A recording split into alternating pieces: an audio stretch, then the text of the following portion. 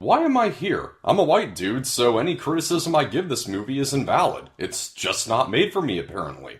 I'll tell you why I'm here. Because I'm a Marvel fan who doesn't give a flying flip whether my hero is a man or a woman, so this movie had better be made for me.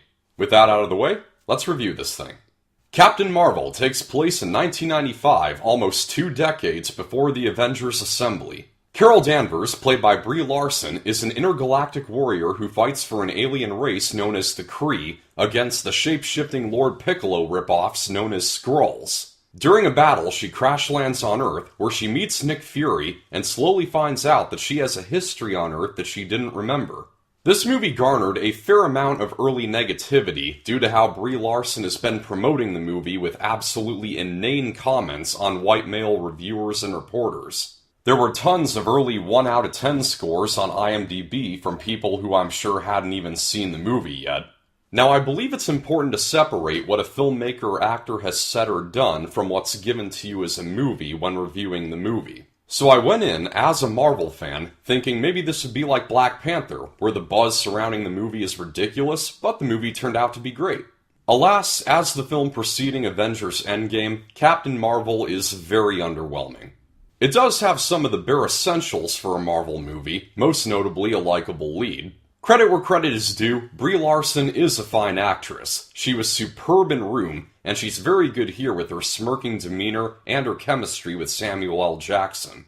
And I enjoyed the 90s atmosphere and nostalgia, including the prominent appearance of a Blockbuster video, which is really funny because just before this movie opened, it was reported that there's only one Blockbuster video remaining on the entire planet.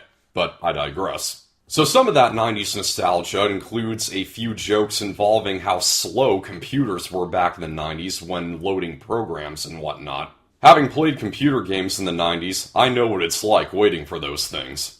But there are other aspects that are subpar for a Marvel movie. For one, the special effects are hit and miss. The CGI work done to make Samuel L. Jackson appear 20 years younger is amazing, some of the best de-aging effects I've ever seen.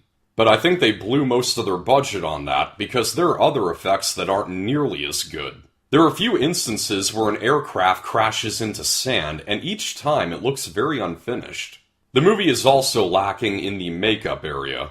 This was a problem I also had with Guardians of the Galaxy. The actors who play the alien creatures are given little more than just a different skin color to try and make them appear as something other than a human. And it really fails. When I see these blue-skinned supporting characters, I don't feel like I'm seeing aliens, I feel like I'm seeing the Celts. Now, after slapping my face and shaking my head upon hearing those aforementioned comments from Brie Larson, I had a feeling they were going to be a reflection of the movie in some capacity. The mindset of white men evil or hey look, a woman can be a hero too, as far as that goes, there's not as much of it as I thought there would be, but when it's there, it's cringe-inducing. There's a flashback scene when Carol is training in the Air Force, and some male pilot remarks to her, they don't call it the cockpit for nothing. Freaking sigh. Another example is a fight scene where Carol is kicking all kinds of butt, and the soundtrack breaks into Just a Girl by No Doubt. It honestly made me want to barf. This kind of stuff thrown in is just unnecessary. Wonder Woman is a very beloved comic book movie right now, and it depicted a strong female superhero stepping into battle at a time when women aren't even allowed to vote yet, and it did so without ever drawing attention to itself. It's really a shame that Captain Marvel couldn't take any notes from that.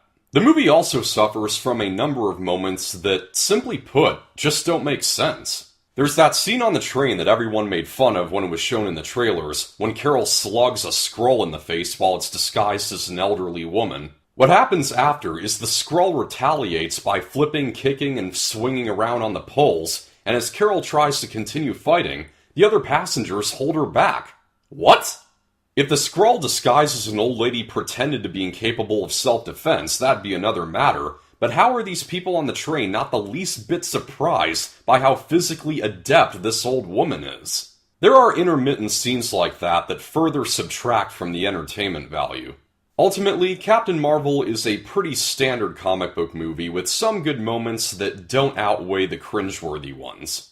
It's got a few of the necessities, but not enough to make it stand out among the mighty franchise that the MCU has become. I'm going to give Captain Marvel a 45%. Now, I don't feel like there's enough to talk about to do a separate video on spoilers, so I'm just going to get into a few now. The single biggest "are you kidding me" moment of this movie comes at the end, when Nick Fury is working on starting the Avengers Initiative. Now, if you were starting a team-up of superheroes, you wouldn't even consider calling them the Protectors, right? Because that would just sound lame. Well, that was Nick Fury's original name for the Avengers. He's at his computer with a document that has the headline, "The Protectors Initiative," but then he sees a photo of Carol Danvers with her fighter jet, and he notices that her nickname was Avenger. So he erases Protectors and replaces it with the Avengers. Here's a crazy idea: just make the Avengers the first thing that comes to Nick Fury's mind. I thought Marvel was better than this. Not everything needs an explanation. I'm going to talk about the post-credits scene before the mid-credits scene, because frankly, I think they should have been switched. From the way the shot lingers on Nick Fury's empty office chair, it makes you think that this is after the snap, when the tentacle-mouthed space cat vomits up the Tesseract, which gave me the first impression that there are two Space Stones, and the one that was prominent in Captain Marvel is completely different than the one that Thanos collected. But then again, there's traffic noise heard outside, which I don't think we would hear after the snap, so I suppose the post-credits scene is still in 1995. But still, the way the scene was placed and executed was really confusing. As for the mid-credits scene, it did not hold any surprises. The Avengers who survived the snap find Nick Fury's device, wondering what it meant, and then Carol shows up, confirming that she's going to be integral in fighting Thanos. When I first saw Infinity War, I didn't know who Nick Fury was paging at the very end, but when I saw other videos from people who recognized the icon as that of Captain Marvel, I thought, they're punking us.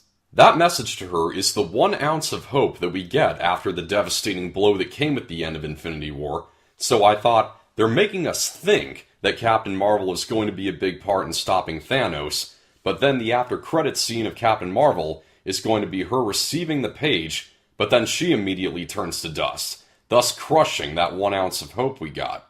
I was even more sure of this from the fact that Captain Marvel never appears in the first trailer or the Super Bowl spot for Endgame. I still have yet to see the new trailer as of the moment I'm recording this. But nope, she's alive and she comes in to join the battle, which will have me going into Endgame with a bit more of a feeling of hope than I wanted.